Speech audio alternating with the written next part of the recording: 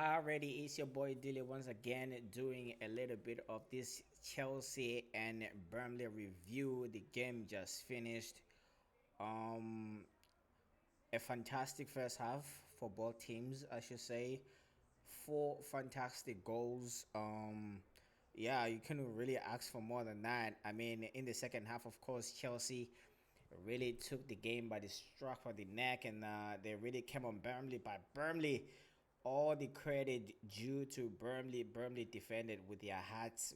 Burnley defended with everything they had just to get that point, to hit that 40 points for the season. And I'm pretty sure with that, they are very much safe to be in the Premier League next season. I mean, uh, if Manchester United play like that, with the way Burnley did today against Chelsea, if Manchester United applied, I would say maybe like 40% of that, I think the Everton game could have came out something different. But Manchester United, of course, did not show any heart in that game. They did not show any determination whatsoever.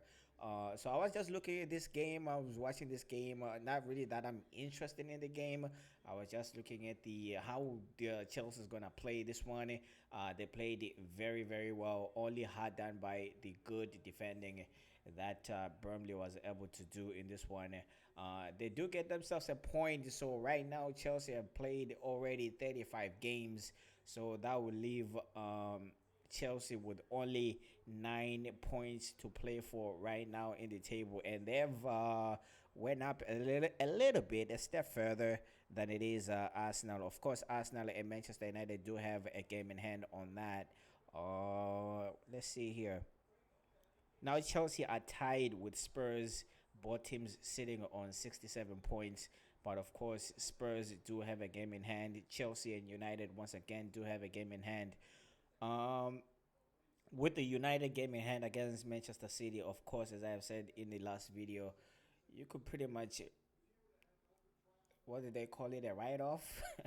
That would be a write-off type of game right there against Manchester City. So we could just count that as 35 games played for Manchester United, and you are looking at the team still sitting on 64 points, unless these fools really do prove me wrong in this one. Other than that, I don't think United do have any chance of really uh, trying to qualify for the top four. Let's see here. Chelsea. Yeah. Once again, just talk about Chelsea here. I think they played. I think they played very well. Very well. Very well. I was surprised by the substitutions for Chelsea. Why did you have to bring out Kante? Kante, I think, was playing very well for Chelsea. Who else came off? Higuain, of course, when he got substituted, was very mad. They did show that camera angle for of him in the box, just not having it. He was just not having it, Higuain. But he scored a brilliant goal, the second goal of the game. I mean, that goal was absolutely beautiful. Was it the second or the third? Yeah, that was the second game, the second goal for Chelsea to make it 2-1. Both goals for Chelsea coming in a very short period of time. I thought after that Chelsea is just gonna take this game away from Burnley and just really go forward and score maybe 2, 3, 4 goals at the end of the game. But Burnley were able to hold on to their 1 point. In my opinion, well deserved. They do sit in 15th place at this point in time after 35 games.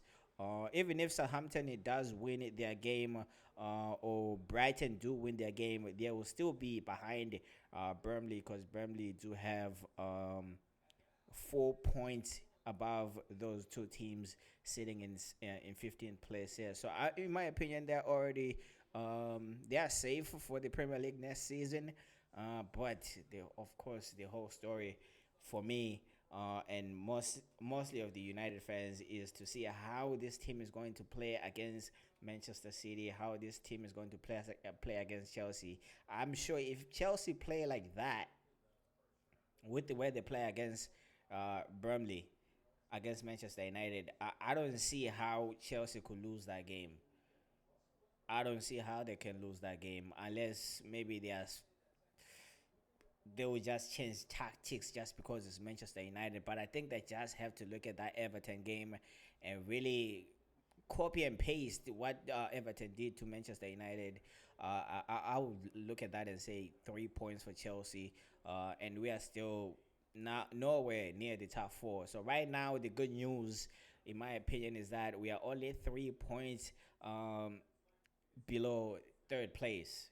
Only 3 points separate the third place team and the sixth place team, Manchester United. So if you get ourselves 3 points against Manchester City, which is a far cry for that one, that will mean we do have a chance maybe to finish top four. But I think even if Manchester United does lose against Manchester City, I think it will be very much imperative that we do absolutely do nothing but win the last 3 games of the season to really give us that push to get ourselves into the top four. Maybe we could just finish top four, but I don't see third place coming into play because Spurs are playing.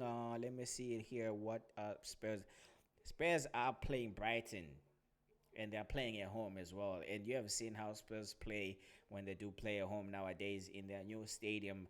They really don't give much breathing for other teams. And they did beat Manchester City as well in the Champions League.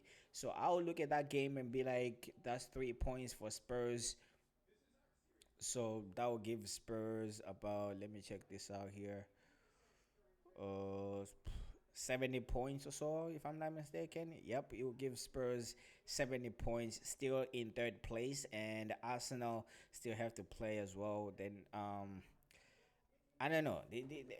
Like when you look at the table, you say the top four is for anybody. It's for any two or the four teams playing in it to grab it, really.